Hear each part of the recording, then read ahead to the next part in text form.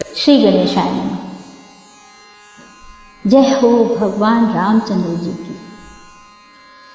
अध्यात्म रामायणे युद्धकांडे चतुर्दशः सर्गः। हिंदी अनुवाद। त्रुटियां ना हों या कम से कम हों, इसका प्रयास रहेगा, किंतु यदि फिर भी हमसे त्रुटियां हो जाती हैं तो आप सभी गुणी श्रोताओं से हम क्षमा मांगते हैं।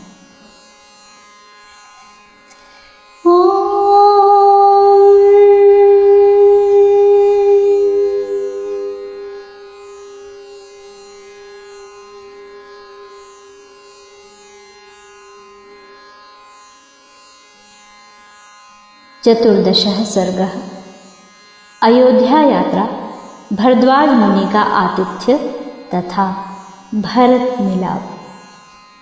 श्री महादेव जी बोले, हे पार्वती, तदनंतर सब ओर दृष्टि डालकर श्री रघुनाथ जी ने मिथिलेश कुमारी चंद्रमुखी सीता से कहा, प्रिये, त्रिकूट पर्वत की चोटी पर बसी हुई यह परम प्रकाशमयी लंकापुरी देखो, और यह मांसमयी कीचड़ से भरी हुई रणभूमि देखो। यहाँ राक्षसों और वानरों का बड़ा भारी संहार हुआ है।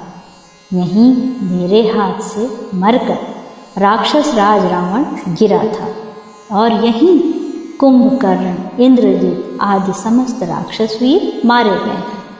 यह मैंने जलपूर्ण समुद्र पर पुल बांधा था। श्लोक 4। देखो, इस विशाल समुद्र पर यह सेतु बंध नाम से विख्यात तीर्थ दिखाई देता है, जो तीनों लोकों से पूजनीय है। श्लोक 5। यह अत्यंत पवित्र है और दर्शन मात्र से ही संपूर्ण पापों को नष्ट करने वाला है। यहाँ मैंने श्री रामेश्वर महादेव की स्थापना की है। यहीं मंत्रियों के सहित विभीषण मेरी शरण में आया था।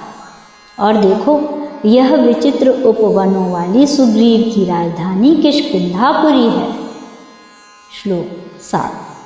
किष्किंधा में पहुंचने पर भगवान राम की आज्ञा से सीता जी को प्रसन्न करने के लिए सुग्रीव अपनी तारा आदि स्त्रियों को ले आए। जब रघुनाथ जी ने विमान को तुरंत ही उन सबको लेकर भी चलते देखा तो वे फिर सीता जी से कहने लगे, यह ऋष्यमुख पर्वत देखो, यहाँ मैंने वाली को मारा था। श्लोक 9। इधर पंचवटी है, जहाँ मैंने खर दूषण आदि राक्षसों का संहार किया था। देखो, ये मुनिवर अगस्त्य और सुतीक्ष्ण के अति पवित्र आश्रम हैं। हे सुंदर वर्ण वाली, देखो, ये वे सब तपस्वी गण दिखाई दे रहे हैं। और हे देवी, यह पर्वत श्रेष्ठ चित्रकूट दिख रहा है। यहीं मुझे मनाने के लिए कैकेयी के पुत्र भरत आए थे। और देखो, वह यमुना जी के तट पर भरद्वाज मुनि का आश्रम दिखलाई दे रहा है। श्लोक 12। ये त्रिलोक पावनी भागीरथी गंगा जी दिख रही हैं। और हे सीते, सूर्यवंशी राजाओं के किए हुए यज्ञों के यूपों अर्थात यज्ञ स्तंभों से युक्त यह सरयू नदी दिखाई दे रही है। श्लोक 13। हे सुंदरी, देखो, वह अयोध्यापुरी दिख रही है, उसे प्रणाम करो। इस प्रकार भगवान राम क्रम से भरद्वाज मुनि के आश्रम पर पहुँचे। श्लोक 14। श्री रघुनाथ जी ने 14वें वर्ष के समाप्त होने पर पंचमी तिथि को मुनिवर भरद्वाज के दर्शन कर उन्हें भाई लक्ष्मण सहित प्रणाम किया। श्लोक 15।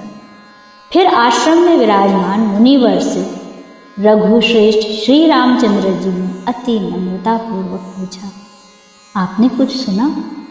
भाई शत्रुघ्न सहित भरत कुशल से है ना? अयोध्या में सुकाल तो है और हमारी माताएं अभी जीवित हैं ना? भगवान राम के ये वचन सुनकर भरद्वाज मुनि ने प्रसन्न होकर कहा, आपके यहाँ सब कुशल है। महामना भरत जी तो जटावल्कल धारण किए फल मूल आदि से निर्वाह करते हुए राज्य का सारा भार आपकी पादुकाओं को सौंपकर आप ही की प्रतीक्षा कर रहे हैं। हे रघुनंदन, आपने दंडकारण्य में जो जो कार्य किए हैं तथा सीताहरण होने पर जैसे जैसे राक्षसों का वध किया है, वह सब आपकी कृपा से मैंने तपोबल से जान लिया है।